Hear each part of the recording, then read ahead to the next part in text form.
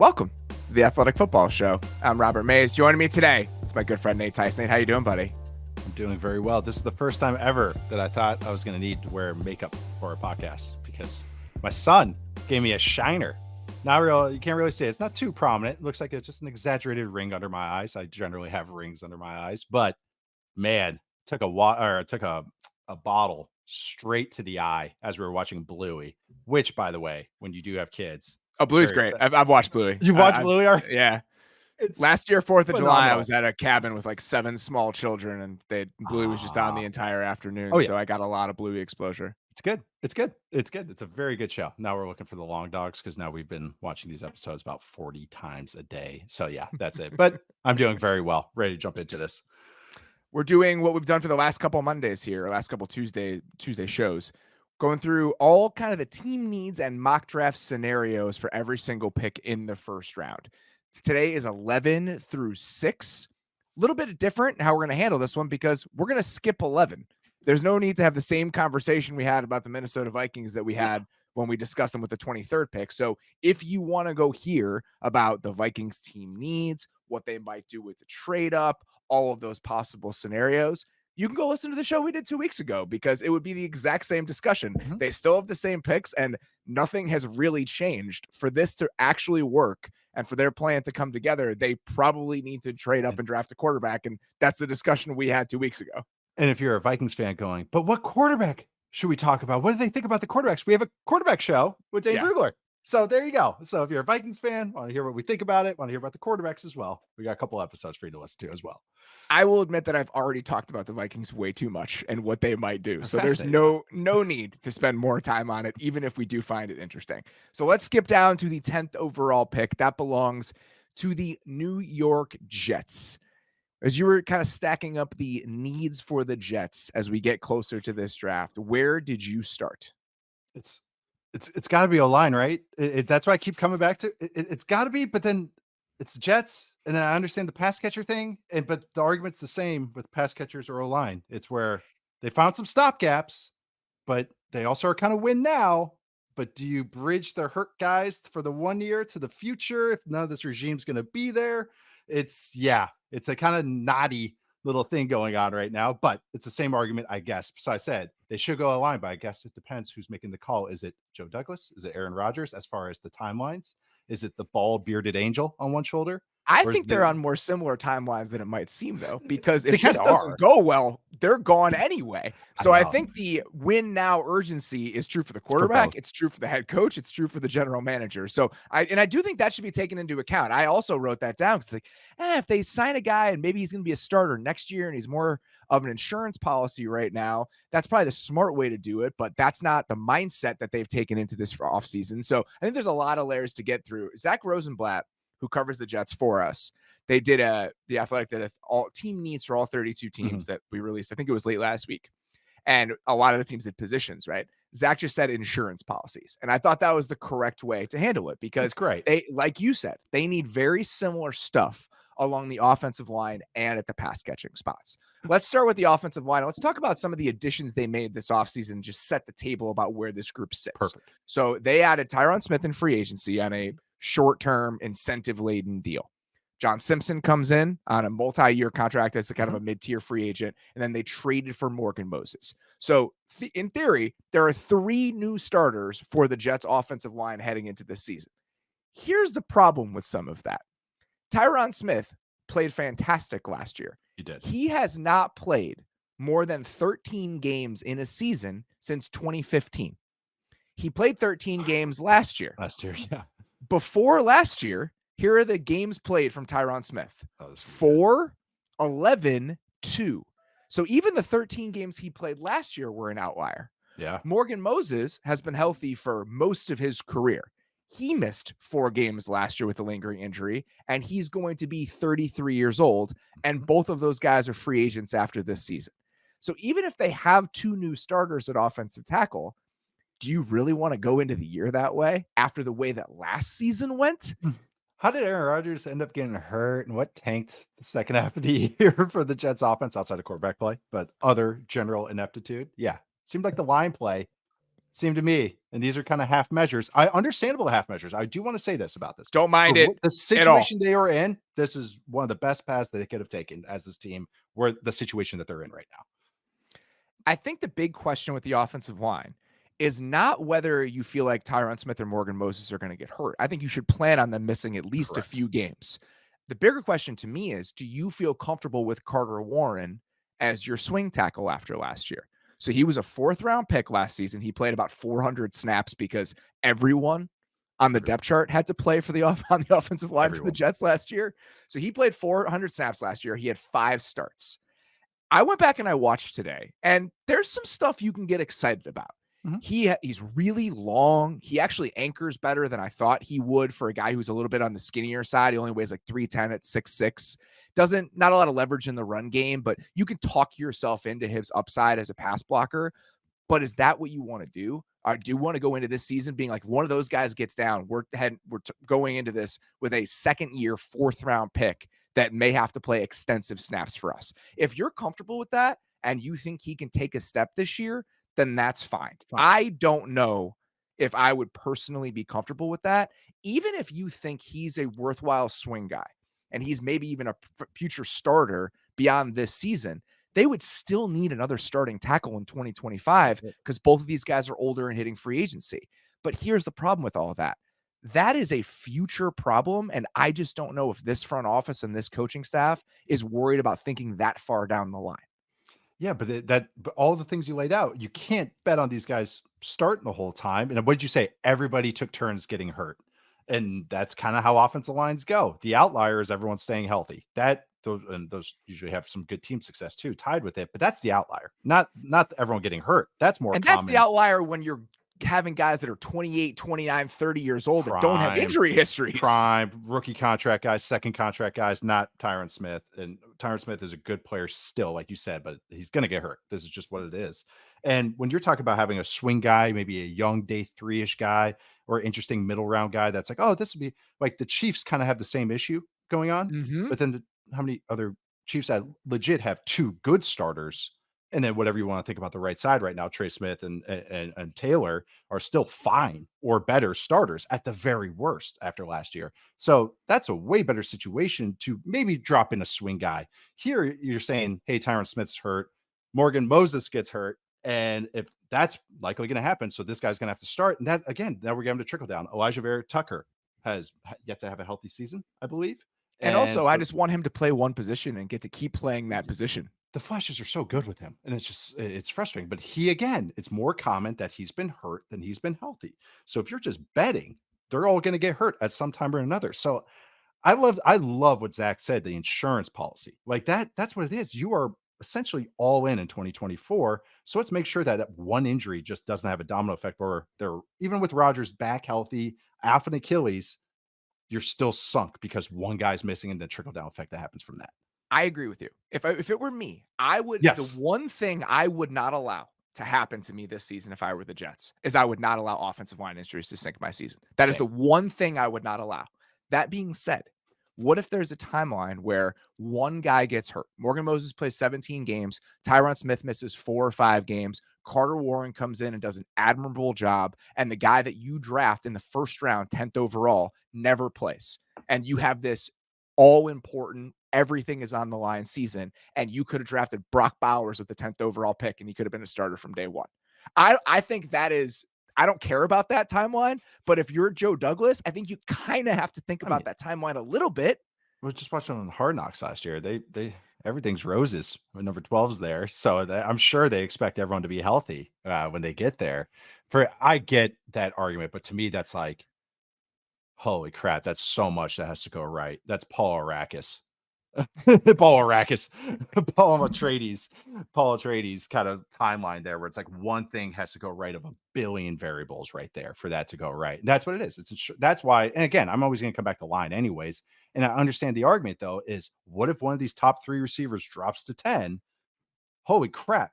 Remember our discussion with you with the Bears and we're talking about Dane, we're talking about the Adams and everything. It's like, I prefer these receivers over the top linemen. And then you get into a whole nother discussion because Because you can have the same conversation about the same receivers. exact one. Because the guy they signed in free agency to be a stopgap starter for them is Mike Williams, who Yes. played 3 games last year. He missed 4 games in 2022. He'll be 30 in October. The next guy down the depth chart at receiver is Allen Lazard, who is a healthy scratch multiple times last season.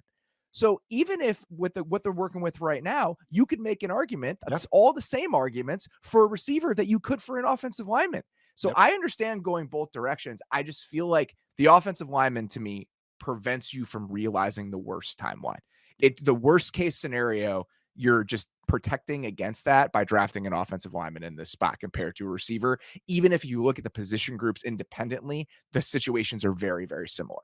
They are. They are. And just the guys that filled their spots, their type of talent, everything. It's kind of funny how they just are falling into the same two groups. And to me, it's protecting that the bottom falling out. Say the offensive line raises the floor. This is just to protect that bottom completely falling out. You're putting more on the defense and on number 12 on Rodgers and everything. But that's why you brought him in, is to lift everybody up. Garrett Wilson is fantastic. That's the other thing, is Mike Williams is not coming in to be the number one. Garrett Wilson's your number one. That is one thing that I think kind of gets dropped away from all this. Remember the preseason with those two, with Garrett Wilson and Aaron Rodgers? Holy crap. I was ready. I was all in on this. So you have that to have that number one. All the other guys have to be auxiliary pieces, but okay, at least he has one number one option. It's kind of like what the Packers you could were. make an argument though that you don't have enough of auxiliary pieces even now. I think that's the problem here, and that's why there is I will no two. entertain they're all fours. If not including if Williams gets hurt. If Williams gets hurt, they're all like Conklin's 3.5 to 4s. Yeah. And that's the problem. So Yeah, protecting yourself against that situation, I also think is worth thinking about. Yep. And they don't have a second rounder. So I can't just go O-line first and get a receiver in the second round. Done. It's like, okay, well, easy third, but then you still might need another defensive lineman because you've lost some guys, you've reconfigured some stuff. Like, so that, I know I'm not envious of this spot. The Jets have been usually very with a hard. top 10 pick, you feel like, we'll be good either way. But I think there's severe downsides to whatever decision they end up making. Yes, there are. You can argue. There's just like we've just done right here. You can lay out all these situations, and none of them I've been like, yep, I'm doing that, because I understand every argument for every one of these solutions that they try to find. You mentioned this, and I think it's worth bringing up. Defensive line later in the draft, just rebuilding some of that depth. Interior defensive line depth is worth bringing up. They signed Javon Kinlaw to a 1-year deal. He got $6 million guaranteed. That draft pedigree, man, that'll follow you for a good long while. And we know him. He knows the system, quote unquote. That's always going to give you an extra $1 million bump. They lost 240 pass rush snaps with Quentin Jefferson, which is why they needed to sign someone anyway. He gave him 30 pressures on 240 pass rush snaps last year. He was an effective player. Guess where he is now? Do you know what team Quentin Jefferson is on? Actually, I don't. He's on the Browns. Oh, fun. The Browns have hockey lines. Yeah. At defensive line. It's absolutely ridiculous. That's awesome. He's 31 and he only played 240 snaps last year, but on a per snap basis, he was one of the most disruptive interior pass rushers in the league last season. But that's why he'll play with the Browns. He'll play 250 snaps, done. Same exact role. Oh, that's scary. I didn't even think about that. I saw that and I was like, oh my God, I didn't even realize that happened. They got a lot of good players. I was thinking at first, I thought you were going to say Texans, because I was like, they just signed everybody. Everybody is on the Texans now. Everybody. Texans and Titans in different ways. The last spot I would mention is like safety and corner depth. There is not much beyond the starters. Chuck Clark missed all of last season. He's back, but they lost Jordan Whitehead in free agency. So those are the 4 spots I'd probably throw out. It's a great call. Let's talk about the potential players who might be available with all of these different timelines. New names. So new names. I'm cracking open a new case of names for everybody, so don't worry.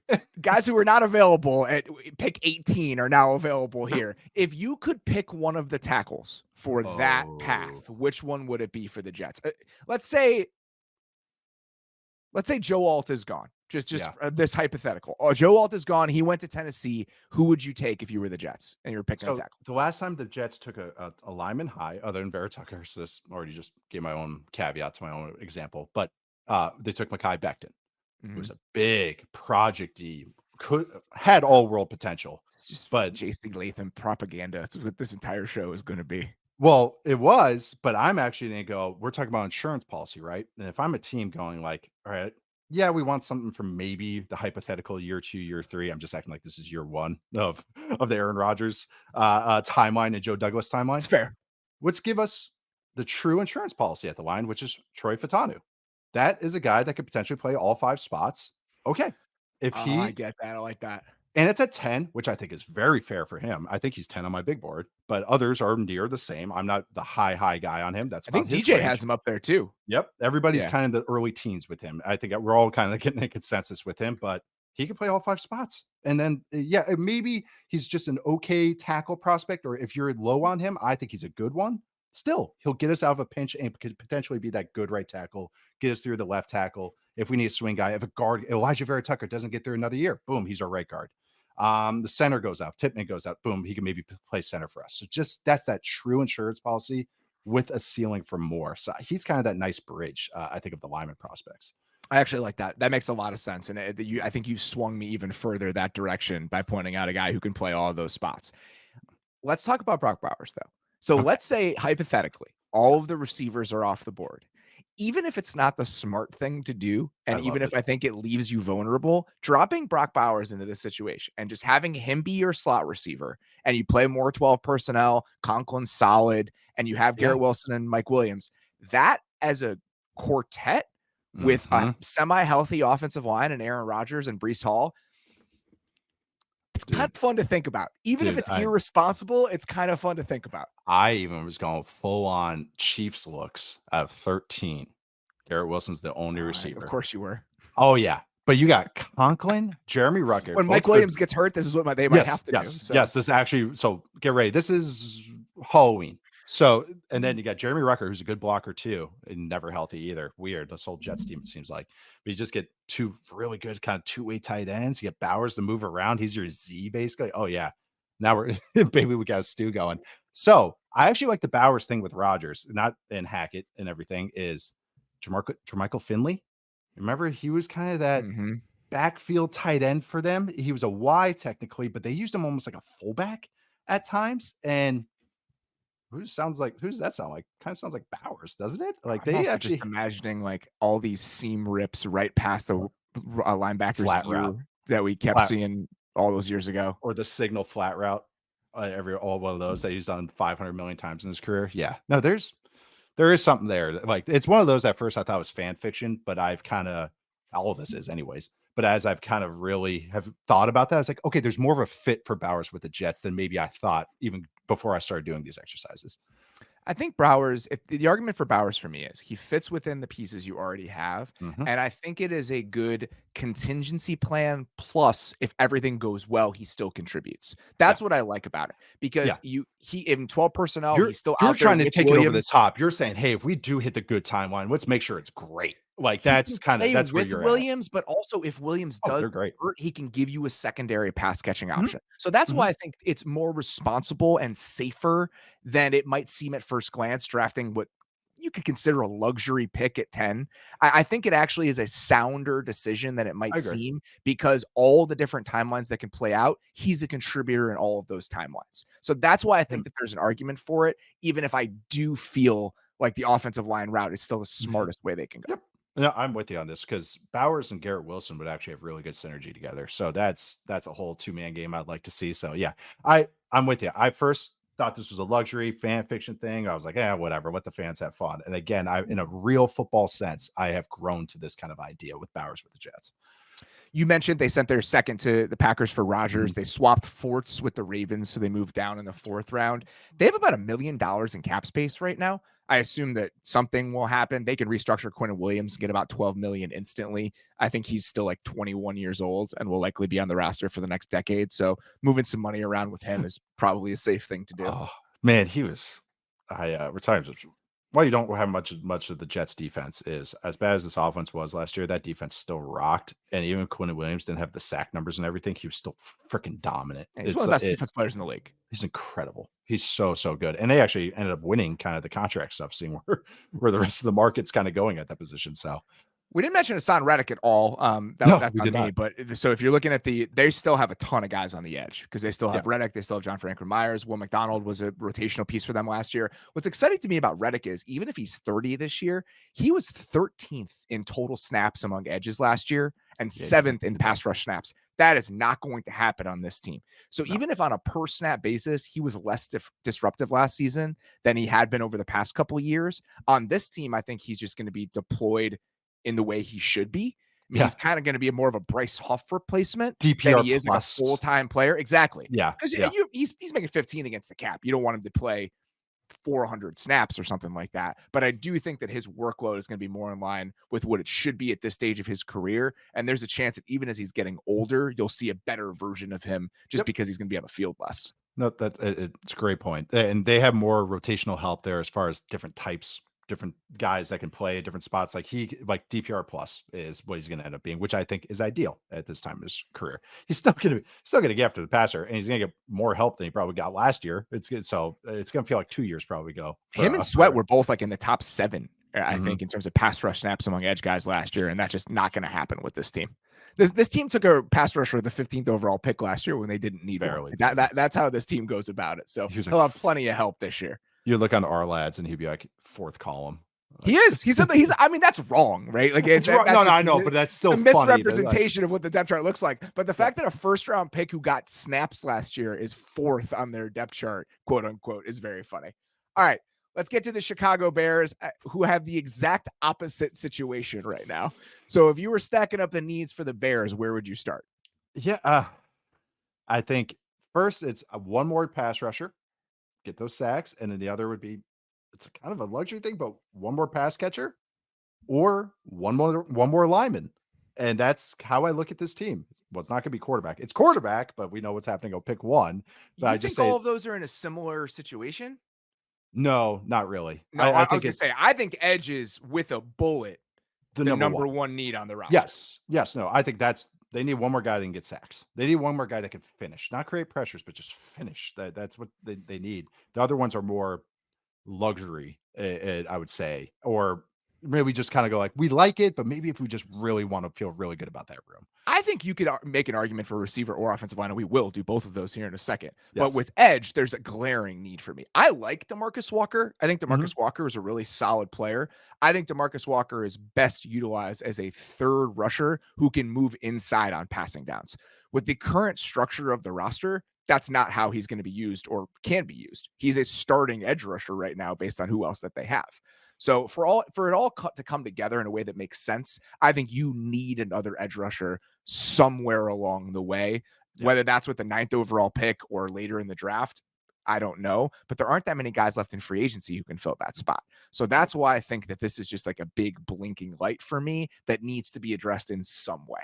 Yeah, that is just, again, it's getting to, I agree with you. I'm not like differing in opinion. It's just getting into the players that are going to be available here. Sure. And that's why it, like, yeah, it's a need, but it's like, are you going to take maybe a guy, maybe a half tier above where you have him graded? Not sure where the Bears have these guys to fulfill that need. Or do you take an actual guy that you have graded as a top 15, top 20 guy, a blue chip guy, as I usually call him?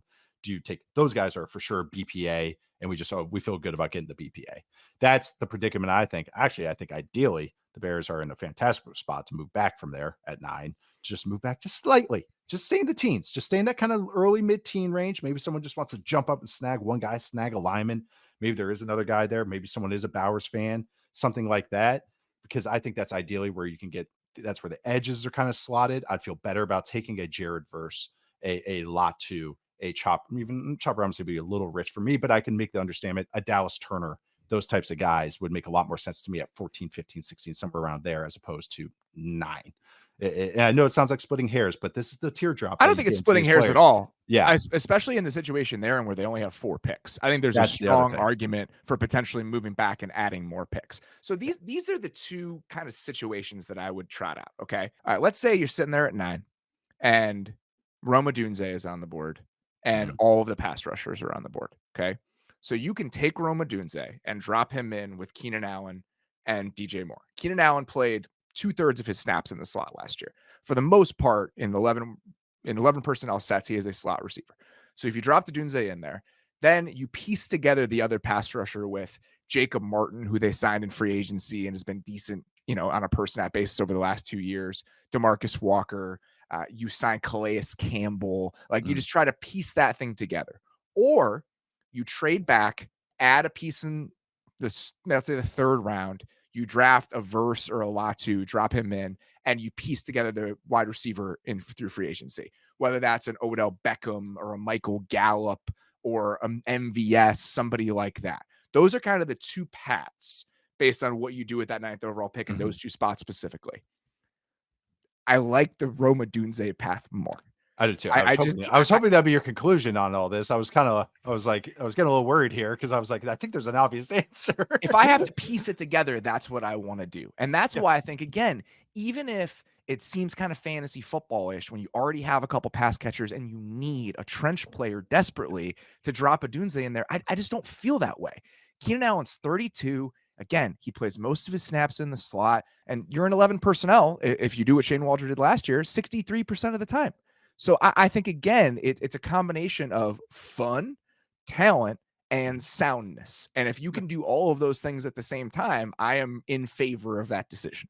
Yeah, and I think they're in a position to bridge their pass catchers. Again, Keenan Allen to me just is just a rental that you're not building around. So and you're drafting hypothetically, I think we're all locked in here. Caleb Williams, number 1. If you're dropping him in, wouldn't it be hilarious if they didn't? Oh my God, I know. if it's May, I would laugh so hard. But if they take Ndunze, okay, Keenan Allen goes on. DJ Moore, who has 2 years left in this deal, 3 years, 2 years. Yeah, he's locked up for a while. But again, that's what you're building to. You're building to Caleb Williams in 2024 and this offense in 2024. You're building for this offense in 2025, which is, I think, the real push year for the Bears in 2026. That's what you're building to. So that's why I keep coming back to that. It's a true BPA that makes sense to me, though. It's not just like I like how you said, it's not just fantasy football. Woo, firework factory.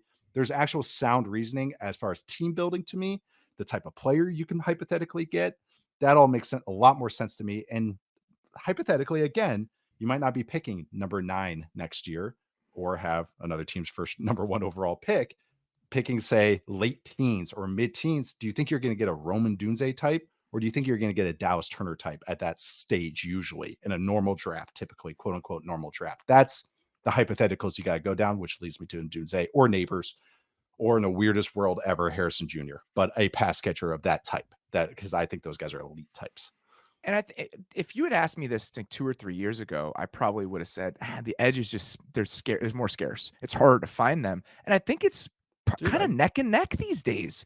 If you look at the guys that are available in free agency, I think that you can make an argument that it's almost as hard to find a receiver now, especially when you get in like veteran receivers, like free agent receivers. In the draft, you can find guys in the 2nd, 3rd round that are probably more impactful than 2nd or 3rd round edge rushers. I think that's the gap. But I think you can make an argument that just as few wide receivers of quality are hitting free agency as edge rushers of quality are hitting free agency. So as you consider each one, I think the scarcity at those positions pretty much equal these days. So there's really not a stronger argument on either side. I don't know. It's just, you can find the receivers that end up getting paid later, but you can't. Usually the guys that get paid at other positions are going to be higher picks, if that makes sense. The initial investment is different, I think, when you're finding these guys. Yes. I think the initial investment in the draft it's harder to find an edge rusher in the draft than it is one of these receivers. And that's but on why the open market, I think it's getting pretty close. Oh yeah. Well, that's where I get with these. I'm always going to be trenches over receiver, but then this is where you have to go into the players.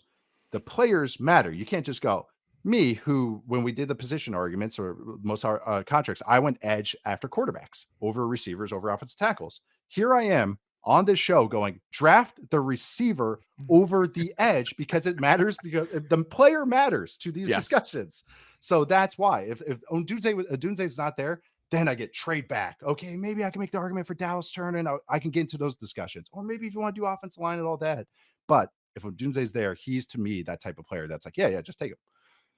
I feel the exact same way. So hopefully, if that's where the board if that's how the board unfolds, I will be totally fine with that direction. The other spot worth mentioning here is offensive line. Yes. And if you look at the way that they've built this position group, I just think it makes it less likely of a selection in the top 10. Braxton Jones still has 2 years left on his deal. And if you think that he is a capable left tackle, they signed Jake Curran in free, and you do. And I agree. I think that he clears a bar that you don't need to replace him. You can live with what he's giving you at left tackle. They call it a winning player, a solid starter. That's the comparison, but a winning player, you can win with him. And you look at what they did in free agency. They signed Jake Curran and Matt Pryor, just like swing guys. Like if they have to play, can we live with them for a little while? It's a little dangerous. The last time we saw both of those guys, it was not going well, but those are the types of players those are. And on the interior, they added multiple bodies. And they went out and traded for Ryan Bates. They signed Coleman Shelton. So Tevin Jenkins is a free agent after this year, but Ryan Bates is still going to be on the roster.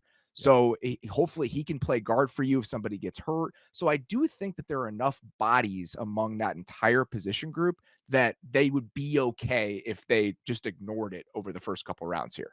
I'd be almost more understanding if they took a lineman, if they moved back and took an O lineman, if they wanted to do that, as opposed to at 9. I feel like that's just too juicy of a spot to go like, oh, we're going to move a bunch of guys around just to get this number 9 pick in. That's even though I think there's guys that you could take at 9. I think it's cleaner to add a receiver. I don't know if I'm just convoluted in my argument, but if they were to go O-line, I would prefer if they went back into the mid-teens or even the late teens if they wanted to do something like that. I would not be surprised if they took an alignment in the 3rd or 4th round, but that's like a center of the future type pick more than it is a offensive tackle that needs to play right now, because I do not think that is their most glaring need. Right. We've already talked about most of the players available there, and we alluded to the draft pick situation. So they have 1 and 9. And they have their 3rd, and they have a 4th round pick from Philly trading up last year for Jalen Carter, I believe. Okay. So even though they don't have anything outside of the 4th round, they still do have 4 picks in the first 4 rounds. So they're weird. It's just a strange distribution of draft picks, but they have some picks, just not a lot. It's a Madden draft. That's how they did it. I like it. Let's get to the Atlanta Falcons here at 8. Similar conversation at the top here. I think if we're stacking up the Falcons' needs as we head into this draft, you have to start on the edge, to me personally. Yeah, have to. First off, they're such a wild card team to me as far as like what they like, as far as movement and everything. But it's pass rusher. Even if it's, again, the discussion that if it's rich for 9, yes, I do think it's rich for 8. But this is like a big, huge spotlight glaring need as opposed to, and other spots also have some needs as well. I think they're more glaring than, say, with the Bears, but they've needed sacks since John Abraham left the building 12 years ago. So they need someone that can get after the passer, even if there's guys that are rich here, but that's what they have to come away with this offseason. John Abraham's last year there was, I think, 2012. 2012, yep. They have been dead last in sacks league-wide since John Abraham left. And if you look at it, it's even like 10 years ago. I think in 2013, they might have been 31st. And in 2014, they were 32nd. There are a couple of years where they're like 16th, 13th. Yeah, the Vic Beasley year. The one Vic Beasley year where he had 15 and a half sacks. Other than that, they've been in the bottom 5 more often than they've even been in the top half of the league. This has been a glaring need for years. And look at what the roster looked like last year. The 2 guys on the edge who got more than like 400 snaps for them last year were Calais Campbell and Bud Dupree, both of whom are free agents. So it's hard to talk yourself into any other position. They might, just based on how the draft goes, and you can get one a little bit later. But in terms of needs, this is number 1 for me, and I don't even think it's a conversation. That's it. It was like, yeah, maybe you can make an argument for corner, and it's like you can make an argument for another pass catcher, another weapon, but it's like those are kind of just like, oh yeah, they're wants as opposed to needs. And again, this is the whole discussion. Do you just take BPA and everything? I think they're another team that should be primed to trade back. Agreed. If some of the quarterbacks, some of the receivers, so all these other positions go, I think they're in a great position for that, especially splurging on Kirk, Cousins, other guys that they're going to have to pay. So let's get some more cheap contracts that we can control. So I think they're in a great position to do that. That's almost how I go. Trade, huge gap. Okay, now pass rusher. That's kind of how I would have their plan for this draft. I think that's a great way to think about it, because if you're a team that wants one of the receivers and you're worried about the Bears picking the 3rd guy, this is the spot you would need to go up to. The guy before the guy. I think the financial considerations are absolutely worth mentioning. If you look at where they're at next year, it's not just Kirk. You know, Kirk's making $40 million against the cap next year, but the combination of Kirk, Jake Matthews, Grady Jarrett, Chris Lindstrom, and Jesse Bates. So that's 5 guys. Okay. Yep. 5 guys in 2025 for the Falcons will account for about half of the salary cap. We look at this team and I think, ascribe, young, cheap talent to them because they're Drake London, Kyle Pitts, Bijan. Exactly. Yeah, they're big name guys that we know were drafted in the top 10. Are you saying no one watched the Falcons last year? Are you saying, Robert Mays, that no one watched the 2023 Atlanta Falcons? I'm not letting you do this. Okay, sorry. If you look at the construction of the roster, there are more expensive players on this team than I think a lot of people would initially think, because they were on a rookie quarterback timeline. That's what they were trying to do, and they were spending as such. The Jesse Bates contract, the Chris Lindstrom, I can't say Chris Lindstrom, the Chris Lindstrom extension. But now this team got pretty expensive pretty fast when you drop Kirk Cousins into the mix. So trying to add more cheap talent here over the next couple of years, I think now has a renewed priority after the Cousins thing, even more than it would have been previously. And even though, like you said, they were trying to drop in the young rookie quarterback contract and everything. Okay, they dropped in Kirk. So they drafted the guys that you usually spend these top 10 picks on, which they did. Drake London, well, Bijan, depending on all that whole value stuff, but a Kyle Pitts of the world. But they drafted what there should be the elite talent already. Usually these are the guys that are like, can they squeeze this guy in? Can they get him at 14 to put him over the top? It's just this backwards team building that they have done. They're just they have a tighter band of solutions that they can get to all these problems that they have, all these holes that they have. So that's why I think trading back gives you more variables, more things that they can work with, at least for this year and maybe next year. Because they just don't have that much financial flexibility heading into next year. Let's say you move on from one of those guys. It's a Grady Jarrett, David Onyemata is really expensive next year. Well, then you need interior defensive linemen. If you're going to make compromises, you have to make up for it in some way. So if you're going to move on from Onyemata or Grady Jarrett, then you need a cheap interior defensive lineman somewhere. So trading back and adding picks and giving yourself more swings, I think becomes really important, because at a certain point, you can't pay everybody. And right now, they've paid a lot more guys than you might think they have. And then they have the Pitts question coming up. And that's the thing, like you said, with the defensive line, those snaps just don't go away. You have to replace them. Again, if you ever watch Moneyball or read Moneyball, they're trying to replace the runs. They're trying to replace what they created. That's what in football, you're trying to replace the snaps. So again, there's more holes than you would think, and there's more kind of spots that you think that they need than maybe going in, maybe some of their stigma they have right now. Two positions you mentioned that I think are worth bringing up. Receiver, even after adding Darnell Mooney, again, primarily a slot player last year, 440 of his 760 snaps were inside last year. He does his best work. You think they need another receiver because Rondale Moore isn't a receiver. Totally fair argument. And then at corner, opposite of AJ Terrell, Clark Phillips played mostly outside last year as kind of a mid-round pick. I don't know if that was by necessity. They think that if you look at the group, D. Alford was playing good football for them in the slot last year. So I'm assuming they thought, these are our best guys. We're just going to put Phillips out there because these are still our best guys. So maybe they think that. But D. Alford, I think, is a free agent after this year. So I think adding a corner in some capacity wouldn't be surprising. And they probably need another safety. Richie Grant is in the final year of his deal. DeMarco Helms replaced too. played like 400 snaps for them last year. He might be the starter this season opposite Jesse Bates, but still feels like bodies in the secondary should be a priority for this team. And Clark Phillips he's a funny player. He's a better football player than his kind of size and everything, his testing and everything. I don't know if he's better outside or slot or where he is. I like him, but again, there's times he's got overmatched. He's a player that you're not scared to upgrade from. So that's what I'm saying, is that just because they have him, and I think there's some interesting parts about him, doesn't mean I would turn down some guy that I'm like, oh, I think this guy could be a good starter. Potential guys available. We've already mentioned most of the pass rushers, but the corner, same sort of range. I mean, if you look at your big board and even the consensus big board, a lot of these guys are sitting there in the mid-teens if they wanted to move down a little bit. So I wouldn't be surprised if they tried to do that and they could still pick off one of these guys at a position of need. Yep, that's it. All those guys. Any of these previous shows, I'm not going to bring up a new corner. Maybe Quinton Mitchell, but I've already brought his name up since like pick 28, I think. So yeah, the corners starting, it seems pick 12-ish onwards is kind of their range starts. But again, it's a grab bag. You don't know who loves these corners or not. There's such a all over the place results.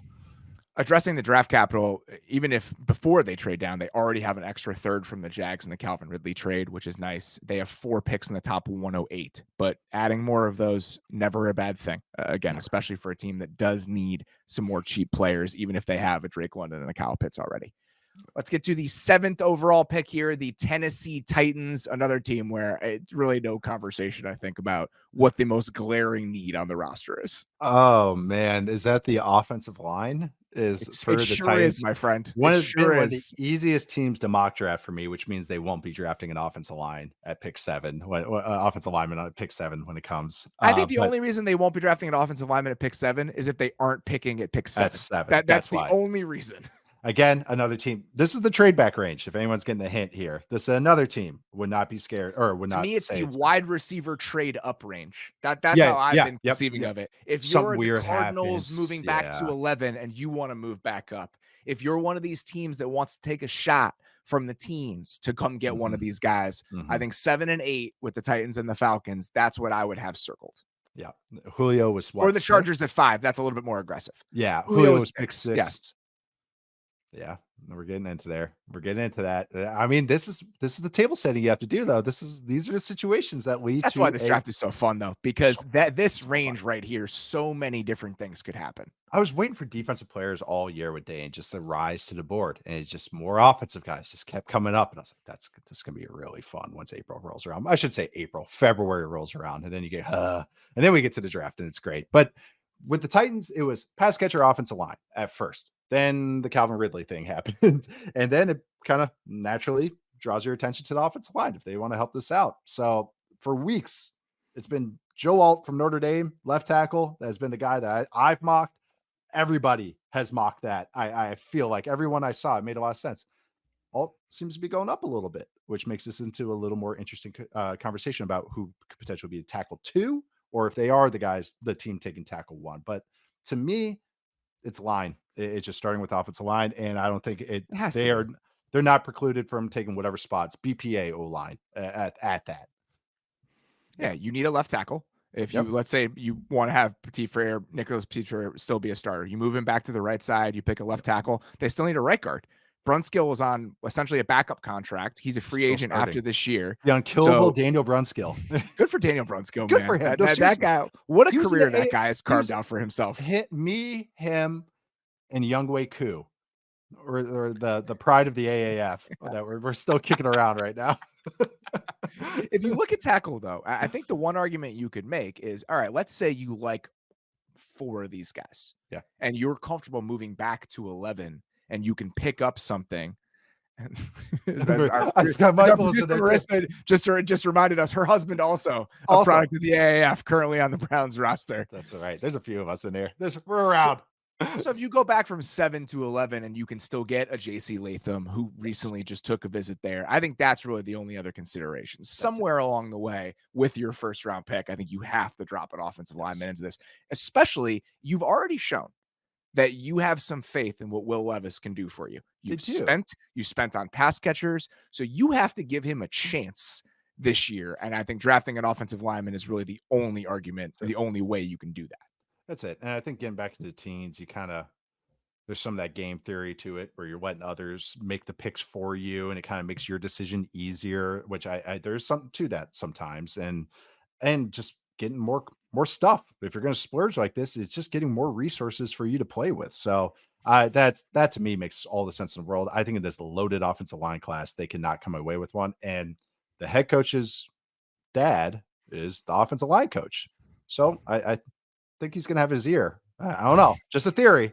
Just outsiders have a voice in the building. Outsider's perspective here. Maybe a former head coach of college and the NFL, who's been an offensive line guru for decades, might have a say on some of the team building here for the Titans. That's what I think. Also, I did say if we just want to have one more bullet point here, I said sneaky Brock Bowers team. That was just for fun, in case we wanted to take this conversation somewhere else. I think you already have a Brock Bowers at home. That's my argument. It's just like what they have with Okonkwo is just like I could not justify the Brock. They got Bowers the 65% Brock Bowers, 70% Brock Bowers. You're right. I can't justify. It's got to be line. It's got to be offensive line. I can't make an argument for anything else. I don't know. Further down the draft, the other needs that I would mention. Linebacker is still a need. The Kenneth Murray deal remains the weirdest deal of free agency to me. Still the weirdest contract handed out in free agency. Keep Aziz. It's just a share. Like, what do we, Jack Gibbons played through 630 snaps for them last year. He's currently slated to be there next to the other inside starting linebacker. So no I think opinion. linebacker is worth mentioning. Interior defensive line next to Jeffrey Simmons. They signed Sebastian Joseph Day, but that's a 1-year, $4 million deal. Tyir Tart just signed with the Dolphins. They need a space eater for the long term. That's not just a 1-year deal somewhere here. Safety. Elijah Molden is in the final year of his deal next to Amani Hooker. So I think that's worth mentioning. And then pass rush depth. Just defensive depth and some quality pieces at some of these less marquee positions, I think is worth considering with this team. It's like the offense needs another impact starter. A defense needs another starter or two, or depth or two. Like ideally, that's what you come away with every draft. But I'd say just the focus as far as where they use their resources. Cap and draft capital situation. They traded their 3 to the Cardinals last year in the Will Levis deal, so they do not have a 3rd round pick. They still have an unbelievable amount of cap space. Even How much after do they have still? $30 million. There's still 30 million.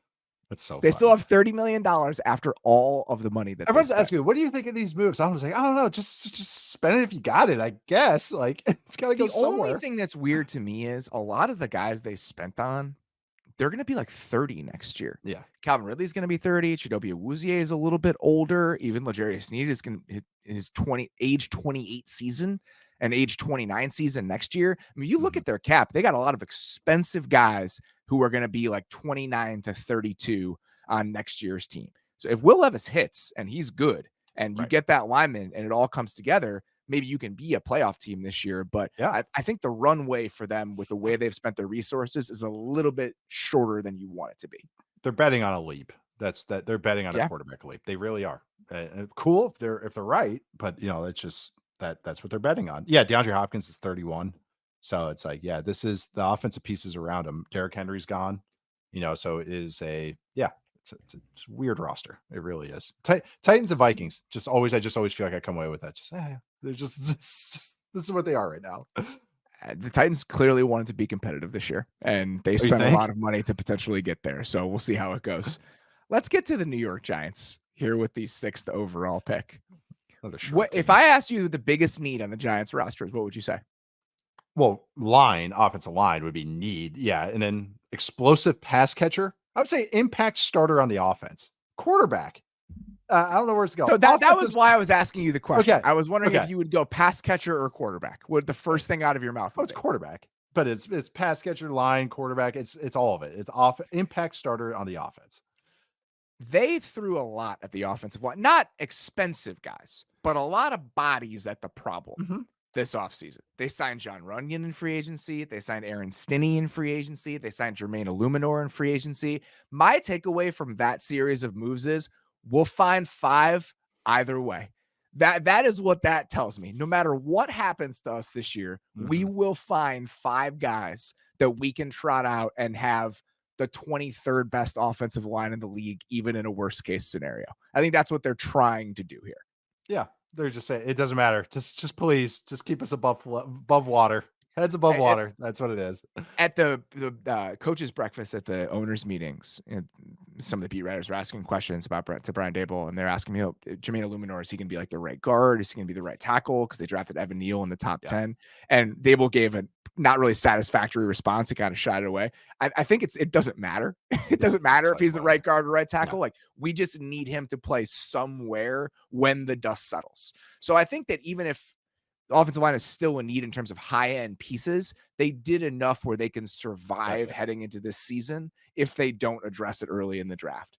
Receiver and quarterback, this is where we potentially different discussions. Yes. Receiver, this is what happens when you build the whole plan out slot receivers.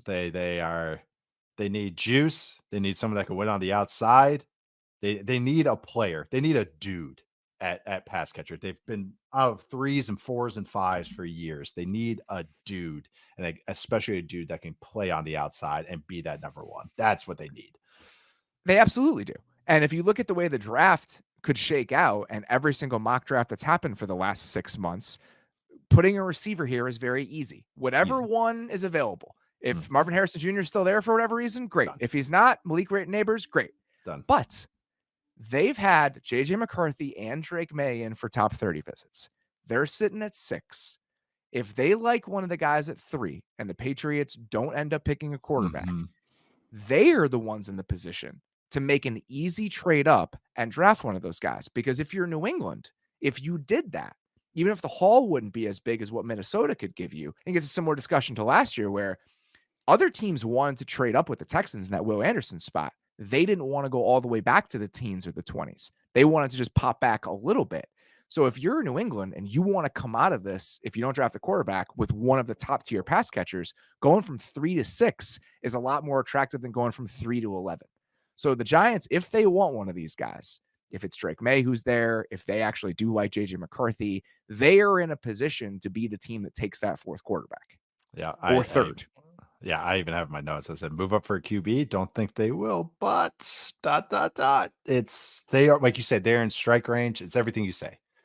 Patriots maybe don't want Patriots, which we'll probably talk about next week. They are down the road is that they need several things, and they need several things that are going to be at the top of this draft. So again, as long as they stay in strike range, Charles McDonald and I, in our last mock, we had the Patriots move back with the Vikings and then move back up to the Charger spot at 5 to take JJ McCarthy.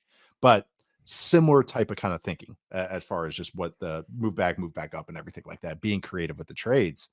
For the Giants who feel like they're in quarterback no man's land that want to get off of that, I'm sure they're going to look at those avenues. So I think they're more valid than I think people are kind of going, Giants, they won't take one, right? And I think it's more valid than people with a visit. There are more arguments to do it than there are arguments against doing it. Especially their timeline, their team, everything that they got.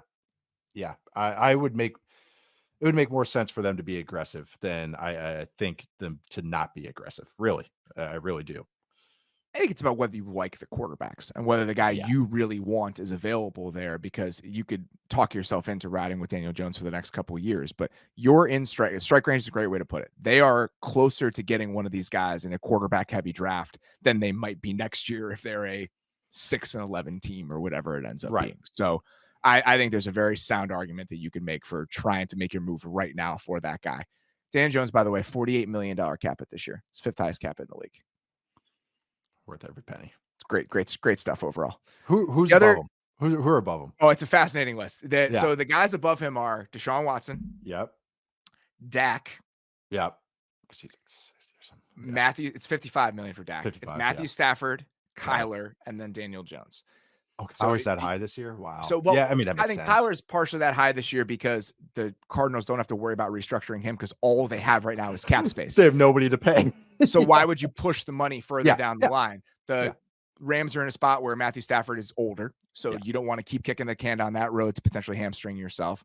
The Browns is whatever you want to do with that with Watson, and the Cowboys misplayed their hand with Dak again in not getting in front of this and trying to restructure it. This is the second time in the last 4 years that Dak Prescott will have a top 2 cap hit in the NFL. And I think by the end of this, he'll probably have the highest cap hit in the NFL again, because I assume the Browns will restructure Watson in some way. Yeah. So that twice in 4 years, not Dak those will Cowboys have the highest cap hit in the league. Not those Cowboys. They just like to do this. I don't know. You could pay it off early, Jerry. Like, you think I was going back over it yesterday just because I was just, this is what I do. I was sitting in bed and looking back at the timeline of quarterback contracts that were handed out in 2020 and 2021. And instead of paying Dak before his final season of his rookie deal and getting ahead of the Russell Wilson contract, they waited and then had to tag him. And then between when he was tagged and when he was extended, Deshaun Watson signed his first extension. Josh Allen signed his extension. So instead of paying Dak probably like $33 million a year in 2019, they ended up paying him $40 million a year. And also on top of that, no tag, no trade clause, all of these different things that they had to acquiesce to. So it's good stuff. A lot of good things happening over there. It's just it's always just spelled out too. It's not even like a hardware like, ooh, wow, they got creative with this one. It's like it's just the simplest moves. It's right there. It's right there for you. It's good stuff. The other needs I would say for the Giants, safety. Yes. Jalen Mills is on a minimum deal after they lost Xavier McKinney in free agency. Corner. Now, Nick McLeod played for them last year, but he's in the final year of his deal after playing 300 snaps last season. Defensive line depth. Ojulari is a free agent after this year, and Nunez Roches is 31. The story of this team is they need a lot of players. Yeah, they just need a lot of players. Yeah. And it's the great combo of they need stars and depth, that's where you want to be. It's where you want to be. It's where you want to be. And that's, and actually it's frustrating though, because the Giants do have like players I like legitimately love. Andrew Thomas, Dexter Lawrence, freaking Deontay Banks. It's like they Brian Burns now. I mean, they have some pieces. I know, and it's just like, but they feel so much further, than like teams. Well, quarterback obviously is the answer here, but they just, I don't know, they don't feel as like we're all these other teams that are in this kind of middle ground of the NFL where I'm like, oh, they could do this, this, and this, and I understand that why they can make this leap here. They feel like they're 2 leaps away, which is, I don't know, it's not as, which a year ago they felt like a leap away. It's like they just regressed a little bit as far as just their pieces. What's frustrating is if you draft the quarterback, if you get on because I think one of the timelines here is if they get on the rookie quarterback contract, they'll have plenty of financial flexibility next year, right? I mean, they'll have, let's say they move on from Daniel Jones. Let's say Darren Waller doesn't play this year.